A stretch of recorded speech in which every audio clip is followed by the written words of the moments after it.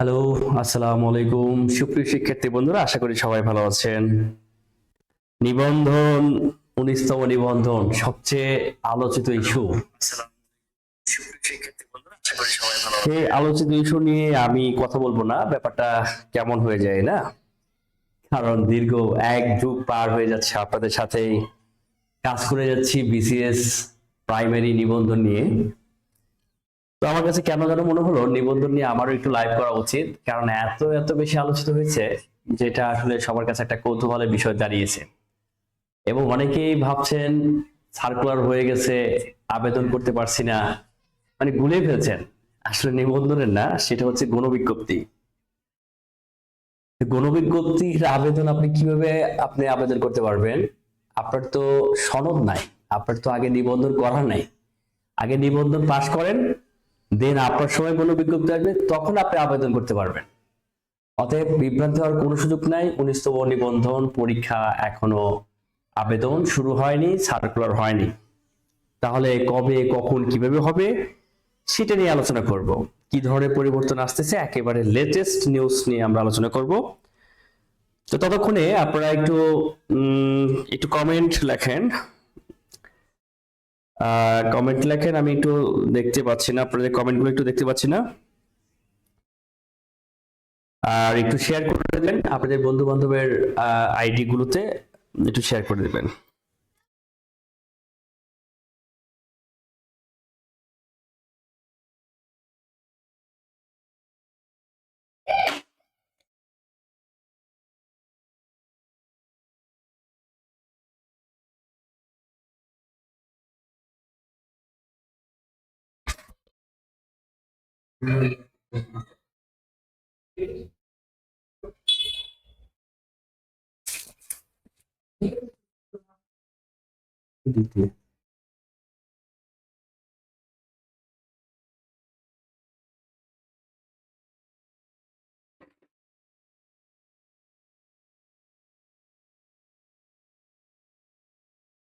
ওকে, আমার কথা আশা করি শোনা যাচ্ছে। আপনারা একটু যারা আছেন লাইনে একটু কমেন্ট করে শেয়ার করবেন যে আসলে সবকিছু শোনা যাচ্ছে কিনা, বা কে কোথায় থেকে দেখছেন। এতটুকু বললেও লিখলেও আমি বুঝতে পারবো যে হ্যাঁ, আমার কথাগুলো আপনি শুনতে পাচ্ছেন। অন্তত একটা সালাম তো দিতে পারেন, তাই না? একটা সালাম তো দিতে পারেন। অপরাজিতা মজুমদার আমার অনেক পুরনো একজন ছাত্রী। তো আপনারা একটা কমেন্ট করলে অন্তত আমি বুঝতে পারবো যে হ্যাঁ, আমার সবকিছু মানে দেখা যাচ্ছে বা শোনা যাচ্ছে। হ্যাঁ, হয় আপনার নাম মেনশন করুন।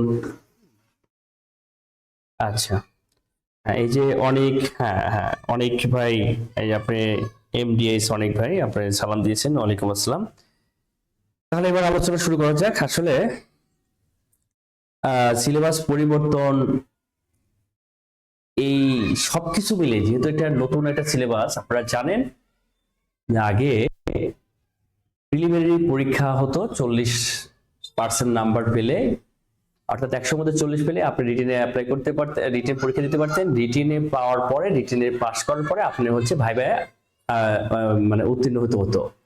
কিন্তু এখন মাঝখানে রিটেন পার্টটা বাদ দিয়ে ওই সাবজেক্টিভ পার্টটা আছে, তবে সেটা রিটেন না, সেটা হচ্ছে এমসিকিউ হিসেবে থাকবে, এমসিকিউ হিসেবে থাকবে। তো এই এমসিকিউ হিসেবে থাকতে গিয়ে এবং সিলেবাসে যেহেতু একটা নতুন পরিবর্তন আসছে, সেক্ষেত্রে আপনাদের একটু কাজ করতে হচ্ছে। এখন কাজটা ইতিমধ্যে আপনারা জানেন যে 18তম নিবন্ধন এনটিআরসি এর ওয়েবসাইটে গিয়ে দেখবেন 18তম নিবন্ধনের সিলেবাসটা উঠিয়ে নেওয়া হয়েছে। মানে এর মানে ইঙ্গিত কি দিচ্ছেন? এর মানে হচ্ছে 19তম সিলেবাসটা সাবস্টিটিউট করবেন। আর 19তম নিবন্ধনের সিলেবাসটা প্রায় শেষের দিকে, মানে এখন আমরা যে যাই কথা বলি অন কাইন্ডস অফ হাইপোথিসিস, যেমন স্কুল পর্যায়ে 1 যেটা মাদ্রাসার সাইটের, সেটার জন্য আমরা বলি যে হ্যাঁ, মানে 60 মার্কের বা এরকম 60 মার্কের পরীক্ষা হবে জেনারেল, আর বাকি 140 হবে সাবজেক্টিভ। এইগুলো নিয়ে আসলে আমরা যে যত কথাই বলি, এখানেও আমি কিছু কথা বলছি, এগুলো সব হাইপোথিসিস, ফাইনাল সিদ্ধান্তটা আসলে এখনো আসে নাই। তো এই যাবৎকালে আপনাদের, যেমন আমরা যদি বলি এখানে সাবজেক্টিভ পরীক্ষার গাইডলাইন, আপনাদের যে প্রশ্ন, মোট প্রশ্ন হচ্ছে 100টা, এটা তো আপনারা জানেন, সময় 2 ঘন্টা। এখন যেটা হচ্ছে সেটা হচ্ছে মোটামুটি কাজ প্রায় শেষ। এনটিআরসি এর নিবন্ধনের যে আপনার সার্কুলার দেওয়ার জন্য যত ধরনের ক্রাইটেরিয়া আছে প্রায় শেষের দিকেই। হ্যাঁ, এখন সেই দিক থেকে হিসেব করলে তারা চাইলেই ফেব্রুয়ারির ফার্স্ট উইকেও মধ্যেই সার্কুলার দিতে পারে। আপনারা হয়তো ভাবতে পারেন স্যার নির্বাচন এই সেই, নির্বাচনের পরে দিবে। হ্যাঁ, এইগুলো যারা ভাবছেন তারা আসলে ধোঁয়াশার মধ্যে আছে। এখন যারা এনটিআরসি নিয়ে কাজ করতেছেন তারা কি নির্বাচন নিয়ে কাজ করতেছেন? ব্যাপারটা কিন্তু এমন না। ব্যাপারটা এমন না, এটা ভেবে আপনি নিজে বসে থাকবেন না।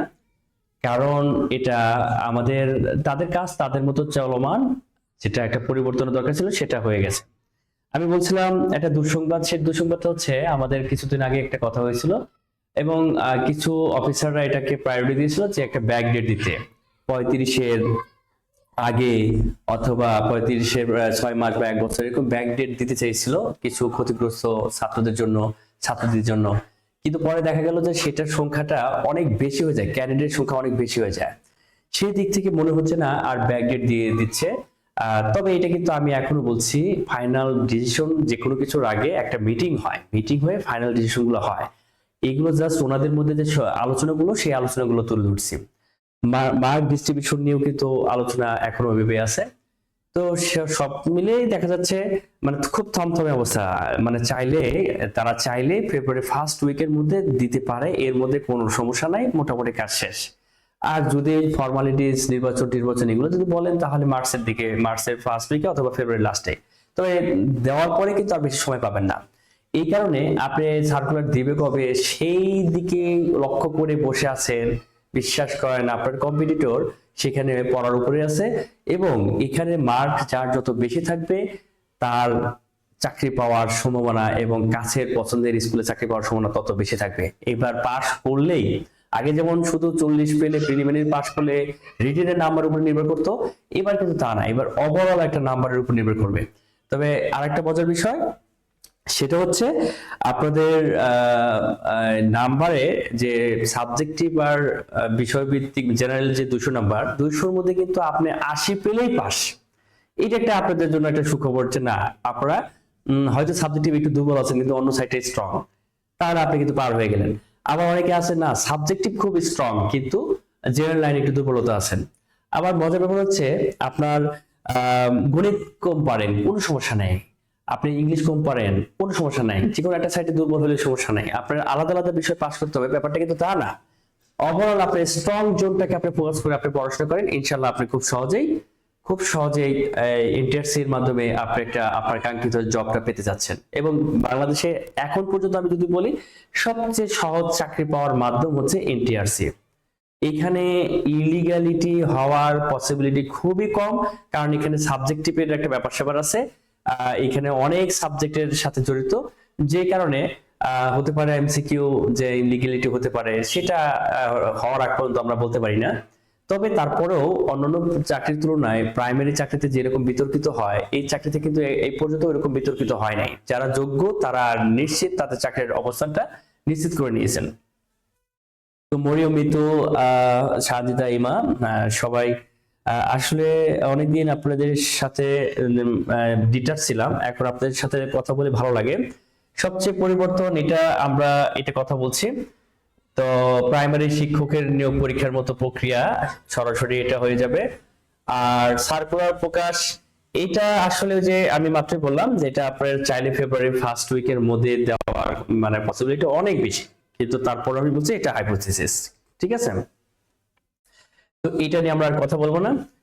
কথা বলবো মার্ক ডিস্ট্রিবিউশন। এই যে মার্ক ডিস্ট্রিবিউশন যেটা আমি লিখছি যে 15-15-15-15, এইটা কিন্তু আসলে কিসের, ওই যে মাদ্রাসার জন্য যেটা করার মানে যেটা ছিল সেটা। হ্যাঁ, আবার 25-25-25-25 সেই 25 করেও হইতে পারে। হ্যাঁ, তো এইগুলো দুটাই আলোচনায় আসছে কিন্তু এখনো কোনোটা ফাইনাল হয় নাই। এখন বলতে পারেন সিলেবাসের কি পরিবর্তন হলো। আমি যদি আপনাকে এক কথায় বলি সিলেবাসে কি পরিবর্তন হলো, তাহলে আপনাকে যদি বলি যে সিলেবাসের পরিবর্তন হয়েছে, আপনার বাংলা সিলেবাসের পরিবর্তন হয়েছে, শুধু দিয়েছে ধ্বনি, শব্দ, বাক্য আর সব বাদ। আপনাকে যদি এটা বলি খুব খুশি হয়ে যাবেন। স্যার এত ছোট সিলেবাস, সব শেষ, সব বাদ।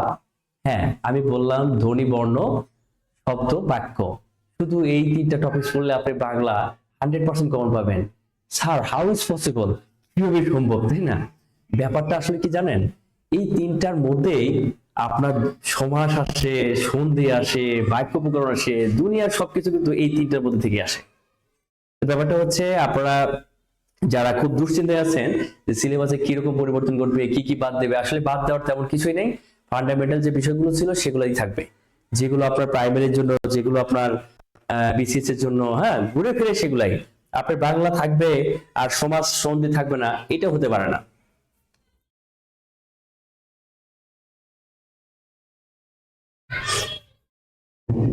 তো এই কারণে সিলেবাসের পরিবর্তন নিয়ে এত কথা বলার আমাদের সাবজেক্টিভ স্যার সর্বনিম্ন কত পেতে হবে, এই যে আমি বলছি যে দুইটা মিলে 80 নাম্বার, 200-র মধ্যে 80 নাম্বার পেতে হবে।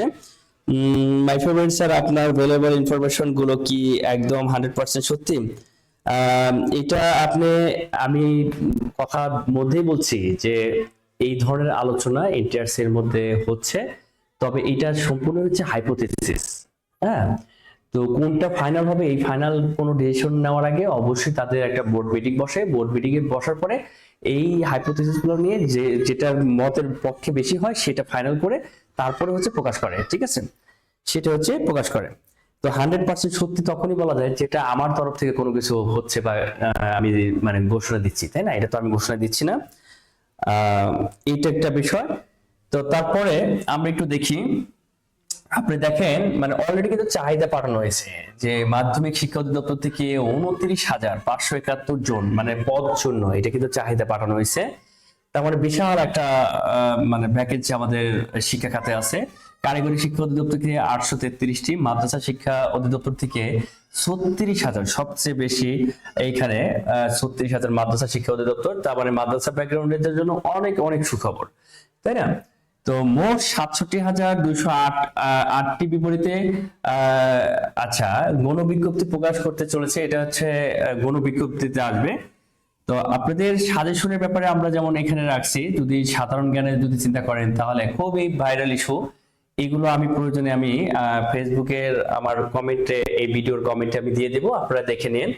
মানে আমি সাধারণ জ্ঞানে যদি রাখে তাহলে এই আলোচনাগুলো থেকে আসে, যেমন রাজধানী, মুদ্রা টুদ্রা, এগুলো সব আছে, ওআইসি, আইসিজে, সাম্প্রতিক বিভিন্ন, এগুলো যদিও আমি পড়াই না, আমাদের মানে বন্ধু কলিগ টিচার আছেন, হ্যাঁ, আমাদের শরীফ স্যার আছেন সাধারণ জ্ঞানের, তারপরে আছে আমাদের রাতুল স্যার আছেন ইংলিশের।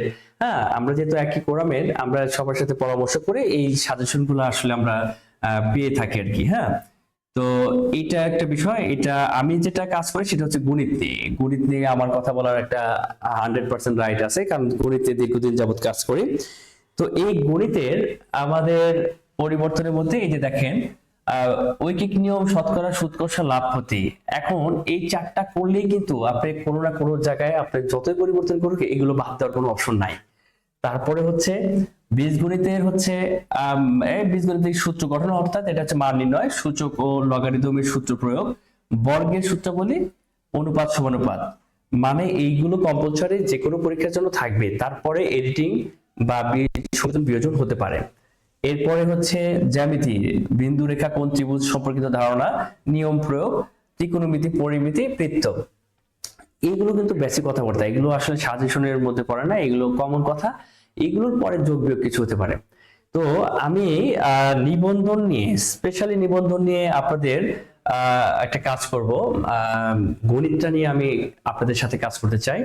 স্পেশালি আপনার যে কোনো একটা বই ধরে শেষ করার একটা মিশন আমি নামবো ইনশাল্লাহ।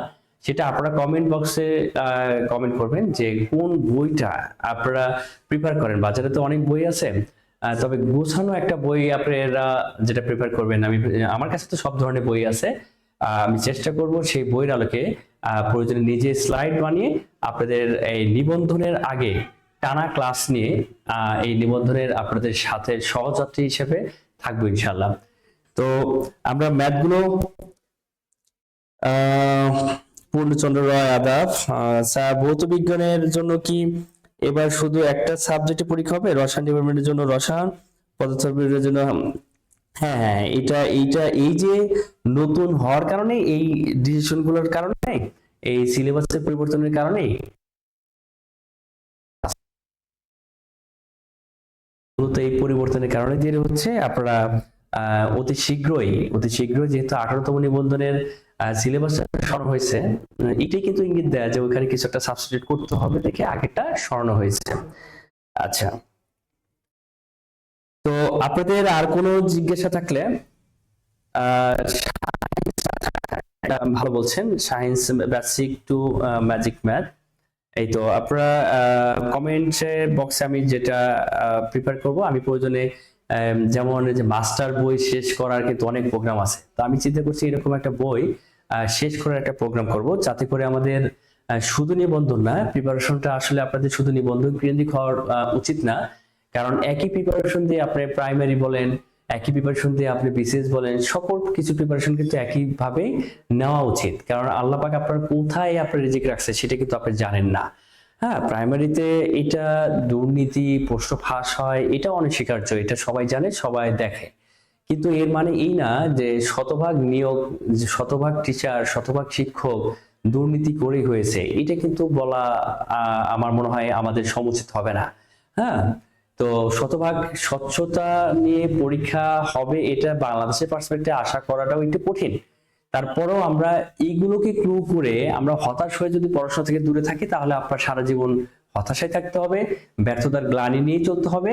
আর যারা জয়ী, তারা কখনো এগুলো নিয়ে চিন্তা ভাবনা করে না, তারা নিজেকে এগিয়ে রাখতে সার্বক্ষণিক তারা পড়াশোনায় নিয়োজিত থাকে এবং প্রতিযোগিতায় নিজেকে আগে বাড়ানোর চেষ্টা করে। এই কারণে আমরা অবশ্যই মানে নেগেটিভ জিনিস নিয়ে আমরা করব, নেগেটিভ জিনিস নিয়ে আমরা সমালোচনা করব, কিন্তু নেগেটিভ জিনিসের পিছনে আমরা পড়ে থাকবো না। কারণ এটা যারা শুধু পড়ে থাকে তারা কিন্তু পড়েই থাকে, কিন্তু যারা পড়াশোনা করে তারা কিন্তু ঠিকই দিন শেষে কোনো না কোনো একটা চাকরি আল্লাহ পাক মিলায়।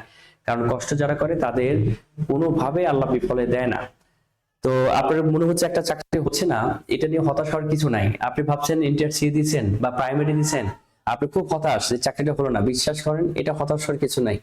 এটা এমন হতে পারে যে এই চাকরিটা আপনার জন্য মঙ্গলজনক না, এই প্রিপারেশন দিয়ে হয়তো আপনি 2 বছর পরে আপনি আরেকটা ভালো চাকরি, এত ভালো চাকরি যেটা আপনি হয়তো উপজেলা পরিষদে, আমার বোনরা যারা আছেন উপজেলা পরিষদে ধরেন আপনি একটা পরিকল্পনা বা সামাজিক অধিদপ্তর, সমাজ অধিদপ্তর, এই ধরনের একটা চাকরি পেলেন, খুব নিরিবিলি ভাবে এক জীবনযাপন করলেন, সামাজিক মর্যাদা বৃদ্ধি পেলেন, তখন মনে হবে যে হ্যাঁ, আমার ওই প্রাইমারি চাকরিটা হলে অন্তত এখানে আসতে পারতাম না।